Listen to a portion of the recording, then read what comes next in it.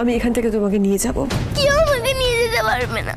দীপ দাদার মা আমাকে এখানে রেখে চলে গেছে। কেউ কোনোদিন আমাকে দেখতে আসেনি। ভালো ছেলের ভাই দীপ দাদা, সোনা দিদি, কেউ না।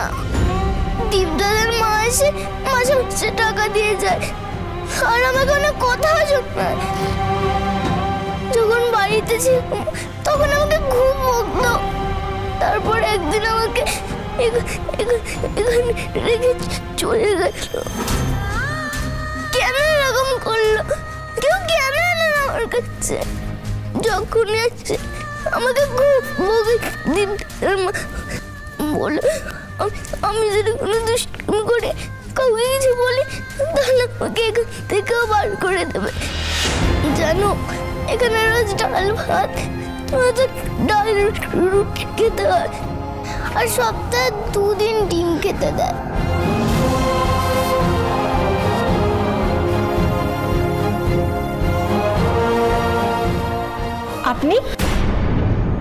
আপনি কে? আপনাকে তো ঠিক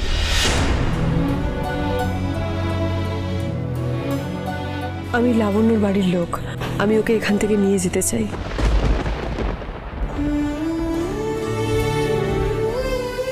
সত্যি আমাকে নিয়ে যাবে?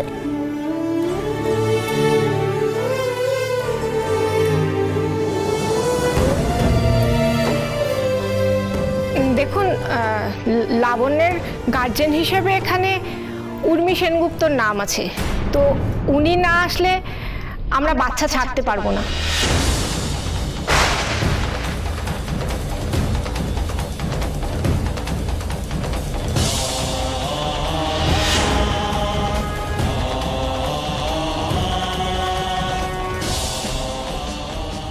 বলছি কি, আমি ওদের জন্য একটু টাকা দিয়ে যাচ্ছি, মানে সবার জন্য। ওদেরকে একটু মাছ মাংস খাওয়াবেন প্লিজ। ওদেরকে খাওয়াতে পারলে আমরাও খুশি হই। আপনি দিলে আমাদের কোনো আপত্তি নেই। বলছি, এইসব খেলনাগুলো আপনি নিয়ে এসছেন নাকি? হ্যাঁ, দেখুন ওরা কি খুশি। ওদের ভালোর জন্য, ওদের আনন্দের জন্য যা যা প্রয়োজন সব আনাবেন, ঠিক আছে? আমি ব্ল্যাঙ্ক চেকটা দিয়ে যাচ্ছি, যতটুকু যা প্রয়োজন তুলে নেবেন। ঠিক আছে, যতটুকু প্রয়োজন ততটুকু তুলে নেব। বাচ্চারা এদিকে এসো।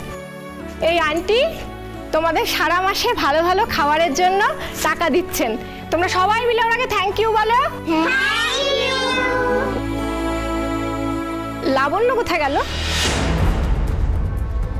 লাবণ্য, আমি দেখছি। দাঁড়ান, ও আসবে না। আসবে না কেন? আমি ডেকে নিয়ে এসছি, আপনি দাঁড়ান। না প্লিজ, ও একদম ওর ঠাকুমার মতোই হয়েছে। এত সহজে আসার মেয়েও নয়। আমি আসি।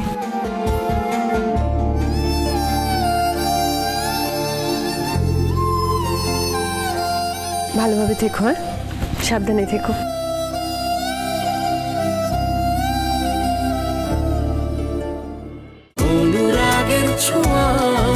অনুরাগের ছোঁয়া, সোম থেকে রবি প্রতিদিন রাত 9:30টায় স্টার জলসায় ও জিও হটস্টারে।